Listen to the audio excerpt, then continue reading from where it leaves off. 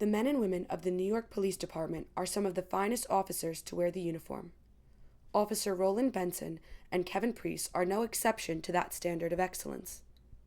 Partners for over 12 years and members of the 50th Precinct, or as they would call it, the 5-0, Preiss and Benson make sure the Riverdale area is safe and secure during the midnight shift. We have roll call here at 11:15.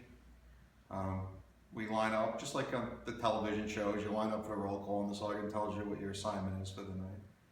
It's hardly ever a surprise though, because we pretty much had the same steady sector for the last 6 years or so. You're running from people getting stabbed and people getting shot, it's crazy. So every night's different.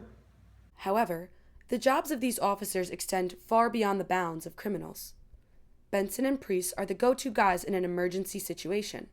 So when a man collapses from a heart attack in a nearby Dunkin' Donuts, Benson and Preiss come to the rescue. Cab drivers flagging their arms, waving us down, and they were pointing in Dunkin' Donuts. So we thought there was a robbery happening because we've had a robbery there before in the past. So I kind of jumped out of the car. I didn't know if the car had stopped, and I kind of jumped out and was running in. We found the security guard from Manhattan was down on the ground, and he wasn't breathing. He was dead. So we kind of stopped, pulled over, jumped out. We didn't know what it was. We walked in the door of Dunkin' Donuts and Mr. Singh was laying on the ground. Officer Benson took the initiative and started giving him the chest compressions, and then we heard some kind of like a gurgling noise, like we heard something. He was breathing, and yeah, we got him going. We get 80 cases almost every night, but it's never usually that urgent. I mean, when we get there, someone might already be dead, but I mean, in this case, he had just went down apparently, within the last few minutes, and no, it's probably, I think it's the first time I've ever really actually saved anyone like that. I guess our training just took over. Instinct and reaction. It was just kind of natural what to do, and it was cool to see the training come into play and work, because I just started doing CPR and what I know, and he started breathing. I was like, wow, this works, and it was great. It was awesome to have him come back to life, because like my partner said, he was gone. I could see his eyes were dead. Like I said, I've been training for this moment for 30 years and it never happened. It's not every night that these things happen, but when they do, the trained officers of the NYPD are ready. Like in the case of a train derailment, Benson and Preiss use their training and experience on the force to ensure the safety of others. We go to the train and it's tipped over, and the Hudson River's in the back, in the foreground, and we're jumping over tracks, and we're calling for Central to turn off the third rail and stop train traffic coming south, and we could see another train coming off in the distance.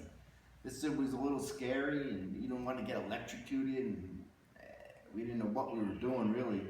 And we didn't see any people because the train had tipped over toward the river. So we didn't see anybody.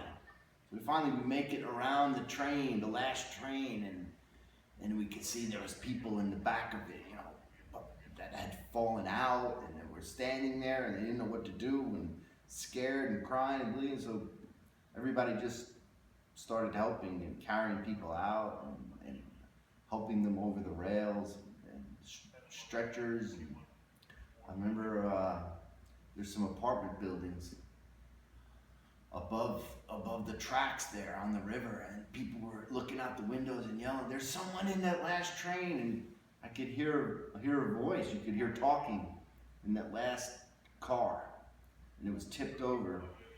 I remember climbing up it and opening the door, and it just slammed open into the car how it was positioned. And thank God, when in there, it was just the radio. It was the train radio, so they were talking from the front of the train to the back, but nobody was in there. These brave and selfless officers love what they do, and the Riverdale community loves them even more for their incredible service.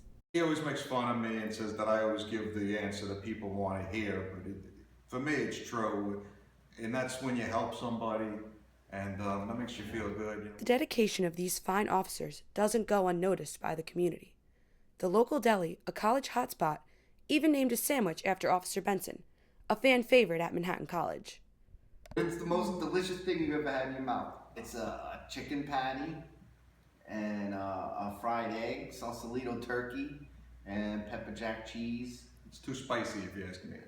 With some chipotle mayo on a toasted spinach wrap. And So I was a little jealous about the whole sandwich thing, so I came up with my own sandwich, the Preiss.